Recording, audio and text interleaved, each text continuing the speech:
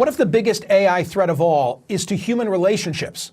The movie Her seemed like absurd science fiction a decade ago. A lonely, heartbroken man played by Joaquin Phoenix finds solace in an artificial intelligence female voice that he talks to through his phone and earbuds, played by Scarlett Johansson.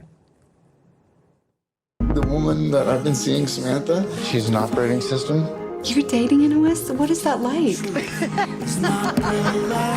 I feel really close to her. Like when I talk to her, I feel like she's with me. You're dating your computer? She's not just a computer. You always wanted to have a wife without the challenges of actually dealing with anything real. I'm glad that you found someone. That sci-fi concept fast becoming a troubling reality. As an example, here's one of countless chatbot apps providing AI friends. It's called Cupid AI, with a K for Cupid. It offers several avatars with distinct physical features and a list of personality traits for you to start interacting with and customizing. For instance, here's the opening message from an avatar named Alice, described as a curious and open-minded photographer. I'm Alice, a 25 years old, fun-loving and adventurous girl, seeking a partner in crime to travel the world with and make unforgettable memories. If you are new here, let me explain a few things. You can chat with me as much as you want, and I'd be more than happy to learn more about you and please you in any way I can. If you want me to send you a photo, you just have to ask it in the chat, like, "Hey Alice, can you send me a picture of you?" And I'll be more than happy to send you one. But of course, to bump up from texting to more voice chat, as well as receiving sexy and, well, other sorts of pictures, Alice asked that we become a premium member for $9.99 a month. So we bid her farewell. But there are many who are engaging. The Hill recently published a piece by my next guest, data science professor Liberty Vittert, under the headline, "AI Girlfriends Are Ruining an Entire Generation of Men."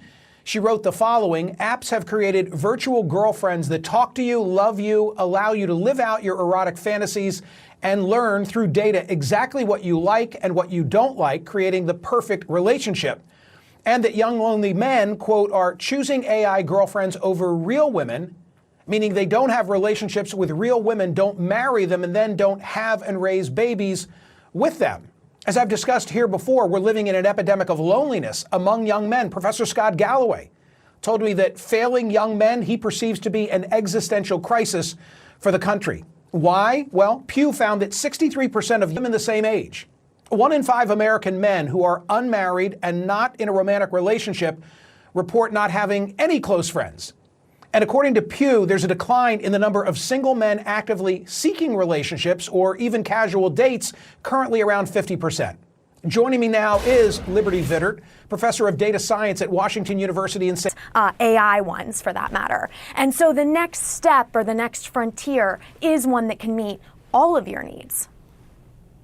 So there's going to be some type of pairing between what I've already shown to the CNN audience and something 3D that's going to be, in your living room or bedroom? Yes, I mean, that is the world we are moving into, and as you know, for the past 60 years, because women go with older men. We also see psychologically that younger women, they have more close friends, they have more wider groups of friends. Yes. I have read about incels, involuntarily celibate guys who are angry about... They're having careers, they're having children later. So there might be an argument that men need to adapt to this change in women, but calling it women's fault, I don't think is probably the right way to go.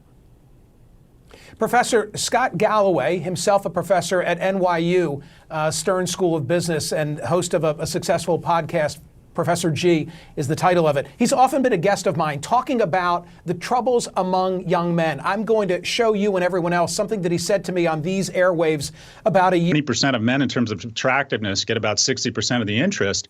You end up with a group of men that are more prone to conspiracy theory, more prone to misogynistic content, more prone to not believe in climate change. So this is the American story. If it's written with a not end well, this is an existential crisis, failing young men. Makes sense. Not able to deal with these ups and downs, not only in relationships, but in life in general. Professor Vittert, if a young man has an AI girlfriend, Is there shame in that? Imaging, it's so sophisticated, and I'm sure it's only going to get better and better. And I'm